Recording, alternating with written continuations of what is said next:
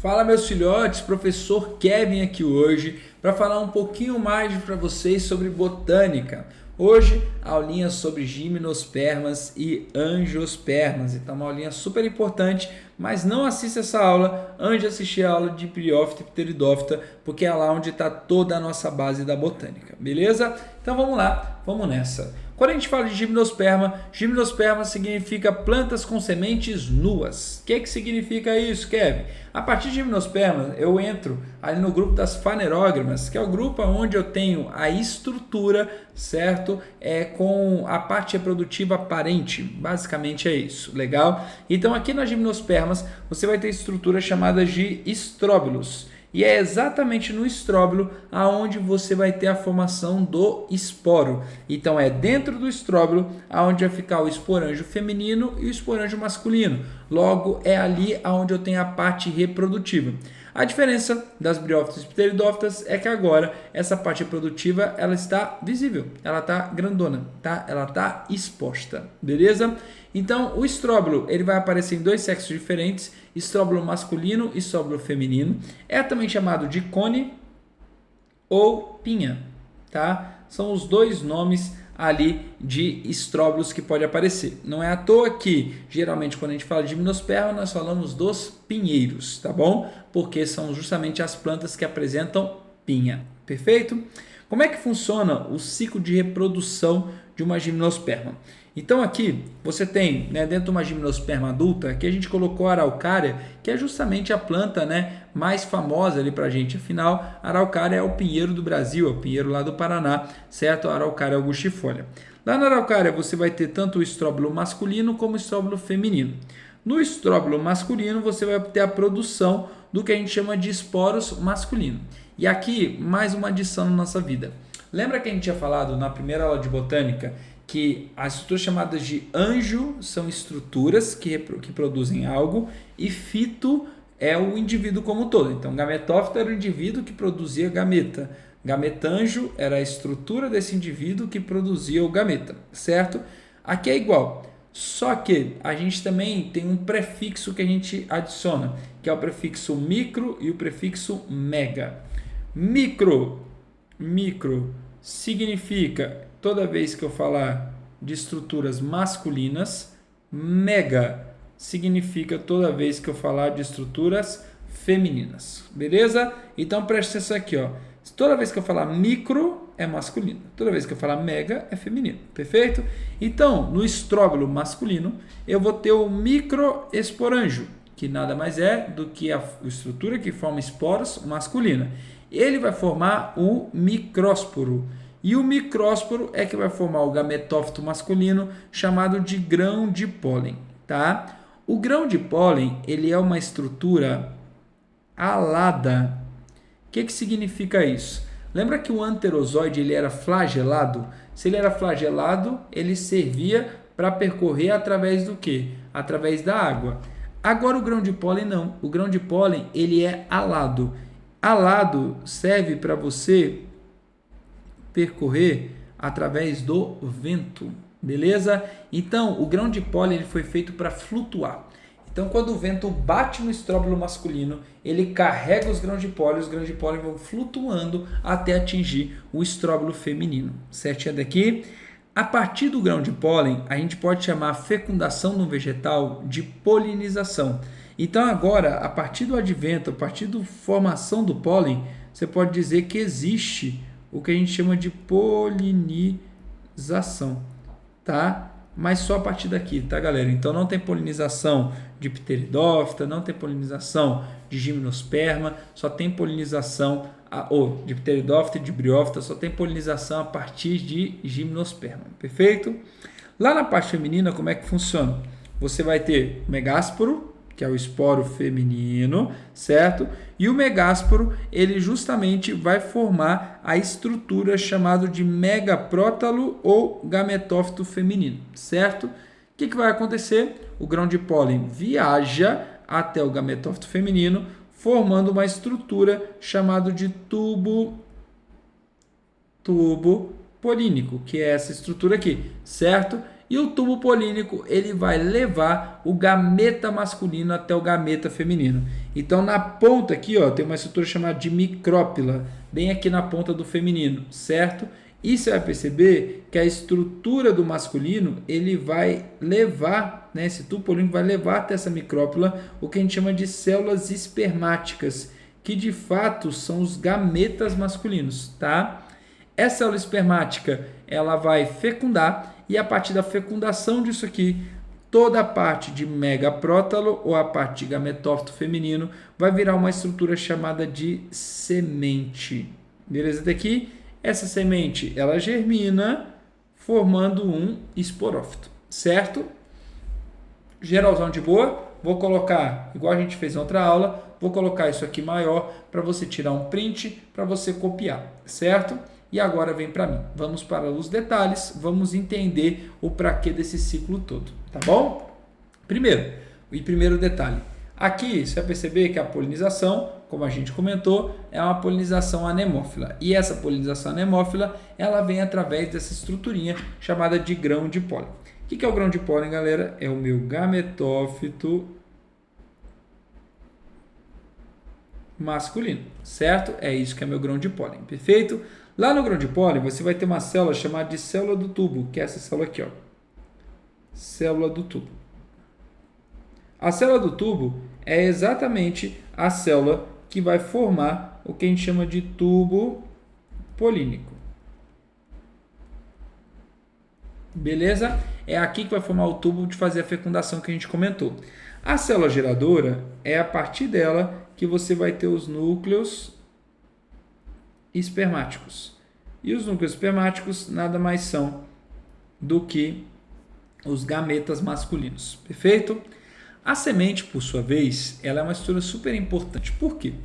Lá na briófita e na pteridófita, o que acontece? Depois da fecundação e formava o zigoto ele tinha que crescer. Era o único caminho que ele tinha. Que crescer e pronto, acabou. Só que tem uma coisa, galera. O ambiente, ele pode ter sazonalidade, né? Olha, por exemplo, quando você pega o Distrito Federal, quando você pega a Caatinga, que tem uma época que é uma seca extrema e tem uma época que tem chuva pra caramba. Você tem sazonalidade, o ambiente não é igual sempre. Então, por exemplo, se eu coloco uma samambaia para viver no meio da Caatinga, ela morre. Por que ela morre? Porque na hora de reproduzir e de gerar indivíduos novos para repor aquela geração dos indivíduos que vão ficar velhos e vão morrer, eu não vou conseguir fazer isso. Porque quando elas reproduzirem, elas não vão conseguir germinar aquela estrutura, elas não vão conseguir crescer aquele zigoto. Por quê? Porque não tem água, certo? Então, não daria para eu conseguir cultivar ela em ambiente natural, certo? Agora, quando eu tenho uma semente, a semente ela consegue ter um estágio chamado de estágio de dormência, que é o estágio que a semente ela está ali, paradinha, quietinha, sem germinar, mas ela está apta a germinar no futuro assim que o ambiente melhore. Então a semente ela traz um sucesso reprodutivo aumentado para as plantas, porque ela faz com que a planta consiga germinar só no momento em que o ambiente está próprio para ela germinar. E essa que é a beleza da semente, certo?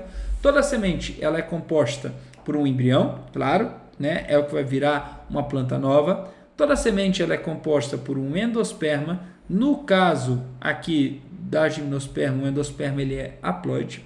Perfeito? Então, o endosperma é a estrutura onde eu vou ter a reserva nutritiva. Então, para quem já comeu pinhão, sabe que pinhão é altamente nutritivo. Por causa de quem? Por causa do endosperma, tá? Então, o endosperma ali tem bastante carboidrato e tudo mais para dar energia ali para a estrutura, tá? E toda semente precisa ter uma casca, tá? Que também você vai chamar de tegumento, que é a estrutura que vai proteger essa semente, beleza? Então, toda semente obrigatoriamente tem que ter isso, certo?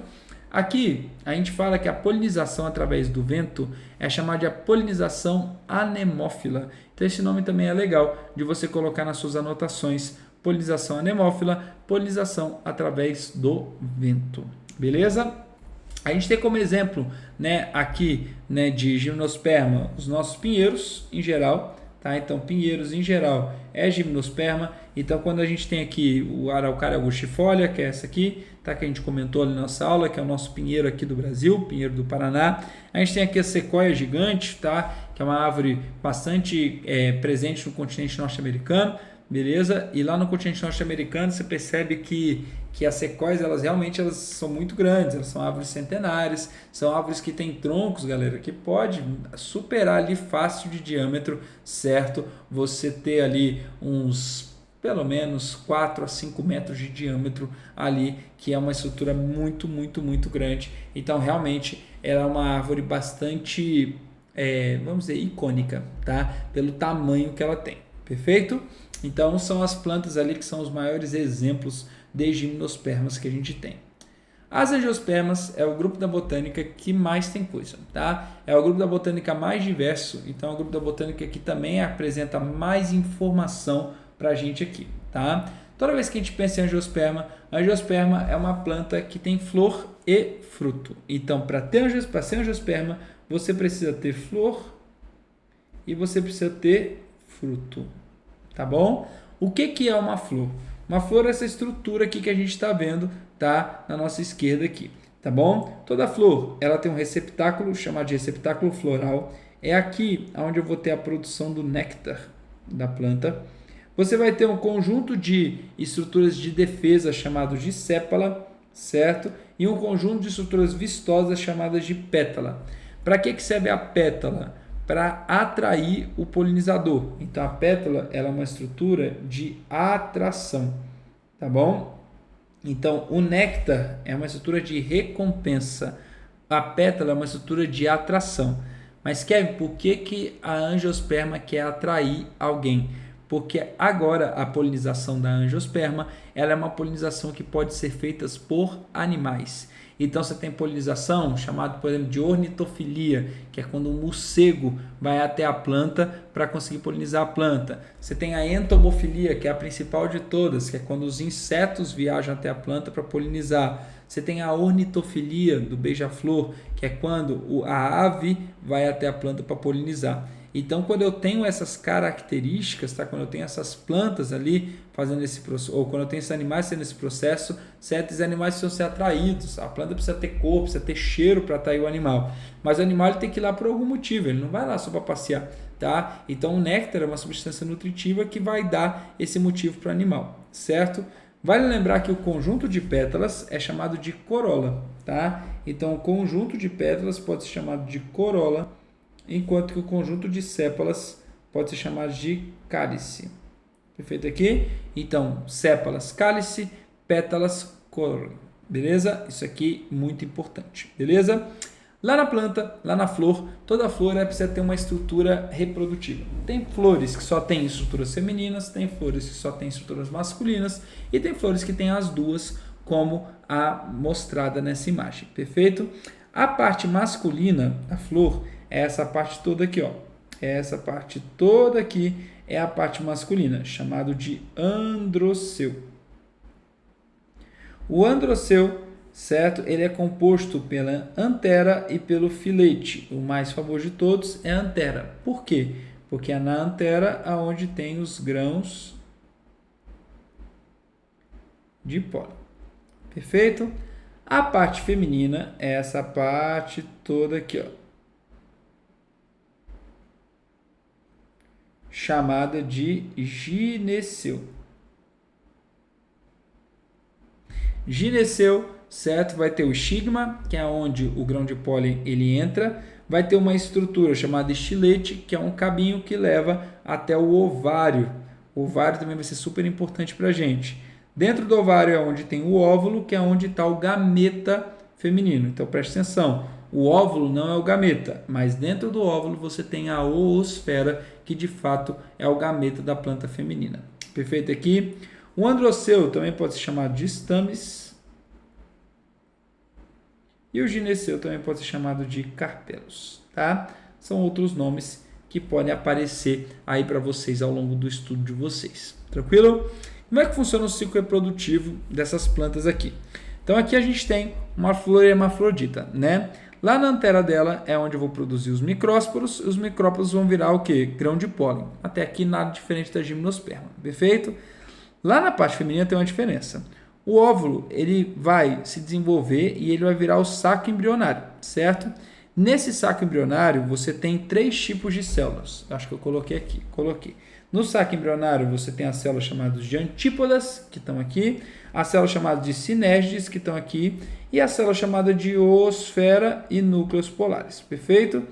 A oosfera é, de fato, o gameta feminino. Certinho daqui? Então, toda vez que a gente pensa em oosfera, você chama de gameta feminino. Beleza? O que vai acontecer? O grão de pólen ele viaja até aqui e ele forma o tubo polínico dele. O tubo polínico se encaixa na micrópila, igualzinho na gimnosperma, passando os núcleos espermáticos. Só que na gimnosperma, e aqui muita atenção, na gimnosperma você tem o que a gente chama de dupla fecundação. O que é a dupla fecundação? Você não tem 2 núcleos espermáticos? Então aqui, ó, não tem 2. Lá na gimnosperma, um fecundava e o outro era jogado fora. Na angiosperma, os 2 fecundam. Beleza? Então preste atenção aqui, ó. Um núcleo espermático vai fecundar com uma oosfera, que é essa estrutura aqui. Beleza? Isso vai formar o embrião, que é diploide. Perfeito? O outro núcleo espermático, ele vai fecundar com os núcleos polares. Só que são quantos núcleos polares? 2. Então, ele vai fecundar com 2 núcleos polares. E isso vai formar o endosperma, que vai ser 3N, porque é 1 mais 2, beleza? Então, 3N. De boa? Isso aqui, junto, vai formar a semente. Só que essa dupla fecundação faz com que haja um desequilíbrio hormonal no vegetal e faz com que haja o aumento de um hormônio chamado de auxina. E a auxina é um hormônio que ela promove o desenvolvimento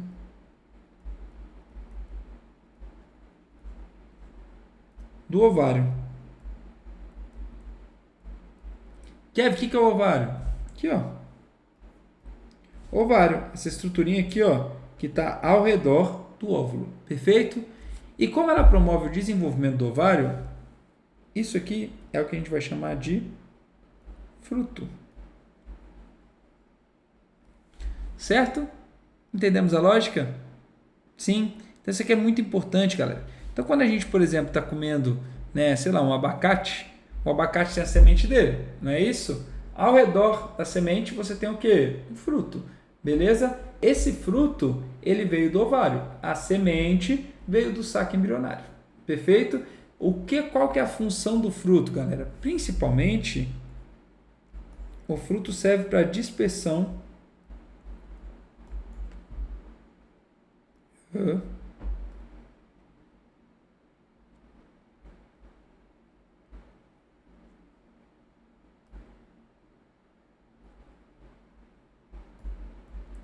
da semente.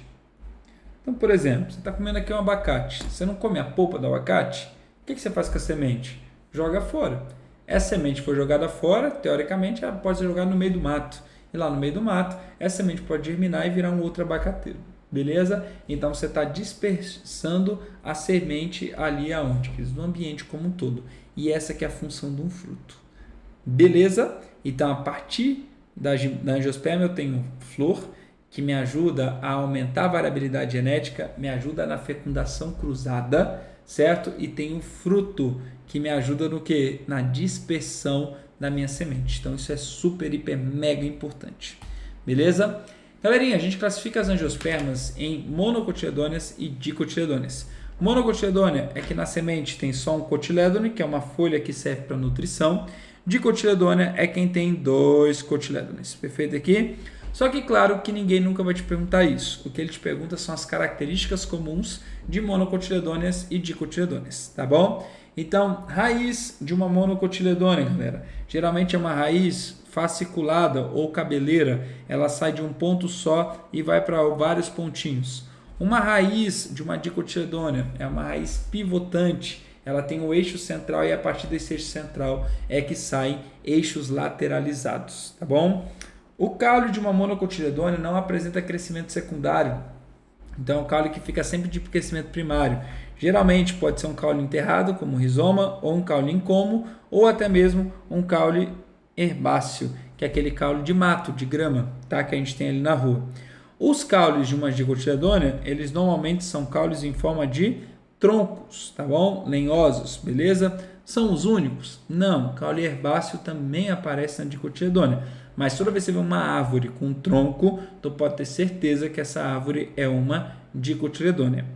Formato de folha. A folha de uma monocotiledônea tem aquela folha de nervuras paralelas. Já viu folha de milho, né, que tem uma nervura do ladinho da outra, tanto que quando a gente vai rasgando ela, a gente vai rasgando pedacinho por pedacinho, ou aquelas folhas de mato que às vezes cortam a gente, né, é justamente essas folhas com nervuras paralelas. Isso é natural de monocotiledônea. A folha dicotiledônea, ela tem folhas reticuladas, tá? E as nervuras reticuladas são aquelas que tem o eixo centralzinho aqui, ó, e do eixo central vai saindo outras nervuras que são lateralizadas. Então isso aqui é uma planta dicotiledônea, certo?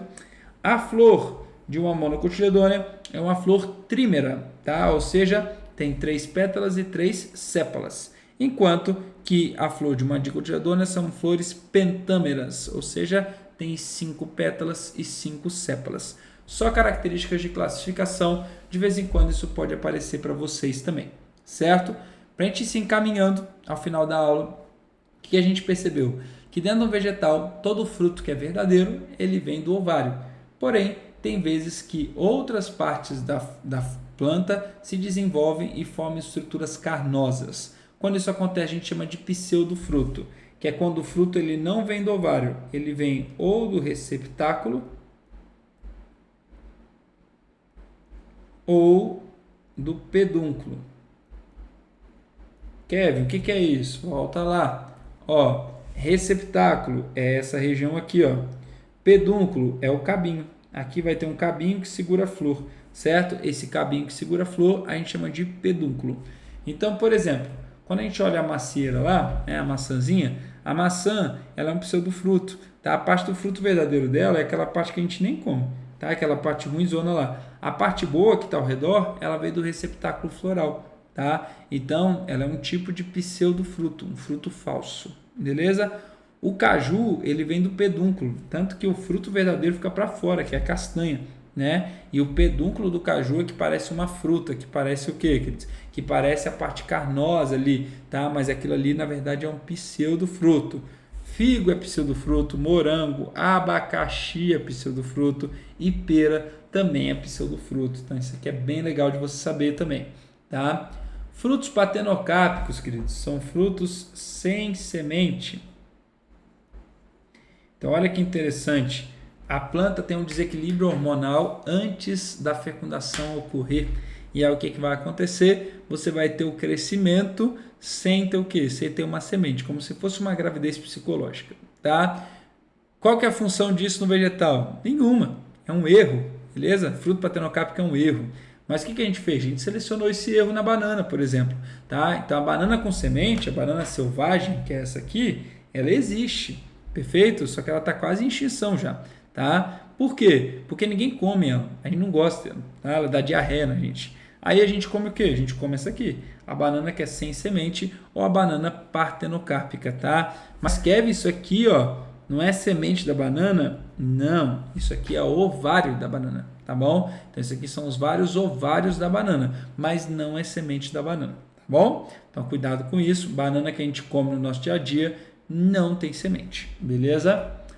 Quando a gente vê alguns métodos, né, que evitam ali a autopolinização, o que é autopolinização? É quando uma flor ela se autopoliniza, ela se autofecunda, tá? E aí você tem alguns métodos com alguns nomes, isso aqui é bem decorebão, tá? É só para vocês conhecerem. Então, dicogamia é quando eu tenho órgãos da planta se amadurecendo em épocas diferentes. Então, protandria, tandria é quando o órgão reprodutor masculino vai amadurecer primeiro e protogenia, quando o órgão reprodutor feminino amadurece primeiro, certo? Você tem a dioicia, que é a planta que tem flores de sexos diferentes, tá bom? Então, a planta que tem uma flor só masculina, planta que tem flor só feminina. Você tem a ercogamia. A ercogamia é quando tem algum tipo de obstáculo entre a parte masculina e a parte feminina. Você tem a heteroestilia, que é quando o pistilo tem tamanho diferente, tá? E aí com isso eu não consigo um alcançar o outro ali. E você tem a autoesterilidade, que é quando, né, uma planta, uma flor não consegue ser fecundado pelo próprio pólen, né? As estruturas não são complementares, tá bom? Então só isso evita com que uma planta fecunde ela mesma. Então isso aumenta a variabilidade genética em algumas plantas, perfeito? A semente, quando ela vai até o solo, galera, para ela germinar, o que ela precisa? Então o que uma semente precisa para germinar? Tanto faz qual, tá? Pode ser semente de gimnosperma ou angiosperma, tá bom? O que elas vão precisar? Primeiro, elas vão precisar de nutriente. Então, o solo ele precisa estar bem nutritivo. Segunda coisa, geralmente elas precisam de água, tá? E aí essa água vai fazer um processo de embebição. Quando acontece esse processo de embebição, a semente começa a absorver a água e o endosperma começa a ficar grandão. Com isso, o embrião ele vai se desenvolvendo e vai rompendo a casca da semente. Por exemplo, quando a gente faz feijão, a gente não deixa o feijão de molho, aí o feijão não fica mais macio. Esse seria o primeiro processo para a germinação do feijão. Inclusive, talvez você no seu ensino fundamental pegou uma sementinha de feijão e colocou no algodão molhado. Qual que era a ideia? A ideia era conseguir fazer com que o feijão germinasse, que é justamente esse processo. Legal? Com isso, percebendo que a estrutura de germinação ela vai crescendo, formando um epicótilo, que é o que está acima do cotilédone, e um hipocótilo, que é o que está abaixo do cotilédone. É no epicótilo onde vai aparecer as folhas novas que vão começar a fazer fotossíntese e aí de fato você vai ter o crescimento daquele vegetal, tá? Quando a gente analisa a reprodução assexuada do vegetal, que são aquelas sem troca de gametas, a gente tem alguns tipos. Alguns tipos só a gente que faz, outros tipos, né, o vegetal faz sozinho, beleza? Enxertia só a gente faz, beleza? Na enxertia é o ato de você grudar 2 caules de vegetais, beleza? Então isso aqui a gente faz bastante. A gente pega a raiz, certo? Um vegetal, por exemplo, que se dá muito bem com cerrado, junto com o caulezinho dele, certo? Aí você pega a planta que você quer plantar, coloca em cima um do outro. Você faz um corte para os dois se encaixarem. E aí você amarra os dois e deixa um crescendo sobre o outro. O que é interessante? A partir da enxertia, você aumenta o potencial de crescimento de alguns vegetais em algumas áreas que ele não cresceria muito bem. E aí a gente usa isso bastante para a gente plantar planta frutífera no ambiente, por exemplo. Quando a gente pega e compra planta num viveiro de planta, né, frutífera, e muitas delas são enxertadas. E a gente faz isso para aumentar o potencial dela no solo onde a gente vai plantar, certo? A mergulhia é quando eu tenho um caule que ele meio que se expande ali no subsolo ali do solo, beleza? Então ele fica enterrado e ele vai se expandindo lateralmente, formando um novo indivíduo lateral, certo? Você tem isso muito nas bananeiras. As bananeiras se reproduzem por mergulhia e os morangos também se reproduzem por mergulhia. Aí forma o estolão, que é a estrutura que conecta as duas plantas. Tanto que às vezes você está vendo várias bananeiras diferentes e às vezes ainda é uma só, porque ainda o estolão existe entre elas. Quando a gente fala de estaquia também é um método onde estacas do vegetal caem e com isso elas conseguem germinar. A gente também usa bastante estaquia para fazer muda, né? Então a gente pega uma estaca de um vegetal, gostei dessa planta, pega um pedaço do caule dele e enterra para conseguir formar raiz, caule e folha, e aí com isso você está reproduzindo de forma assexuada aquele vegetal. Lembrando que todas essas reproduções não têm variabilidade genética, diferente da polinização, que tem variabilidade genética, certo? E só para a gente finalizar essa caracterização geral da botânica, bem simplesona, só lembrando, briófita, os nossos musgos, o que a briófita tem de diferente? Embrião retido no gametângio feminino. Pteridófitas, a gente começa a ter os vasos condutores de seiva. A partir de pteridófita, a gente chama as plantas de traqueófitas ou plantas vasculares, porque tanto pteridófito como gimnosperma como angiosperma tem os vasos condutores de seiva ali presente, tá? Gimnosperma começa a ter semente, só que essa semente ela é nua. Além disso, aparece o quê? Aparece grão de pólen. Kevin, o que o grão de pólen me traz? Variabilidade genética. Então eu aumento o potencial de reprodução sexuada. Logo, a variabilidade genética cresce. O que a semente nua me traz, Kevin? Sucesso reprodutivo. Maior chance da prole de fato conseguir crescer. Tá? É isso que a semente nua ela vai trazer para a gente. E a partir de gimnosperma a gente chama as plantas de espermatófitas ou fanerógramas, tá? Espermatófita porque tem semente, fanerógrama porque aparece com a estrutura reprodutiva exposta, beleza? E por fim, você tem as angiospermas tendo como novidade evolutiva flores e frutos. Lembrando que a flor aumenta a variabilidade genética e o fruto aumenta o sucesso reprodutivo, certo? Porque ele recobre ali a semente, aumentando sua dispersão no ambiente como um todo. Beleza? Queridões, sei que a aula de botânica é densa, muito nome, muita coisa, mas é muito útil para vocês. Então veja, reveja quantas vezes forem necessárias. Beleza?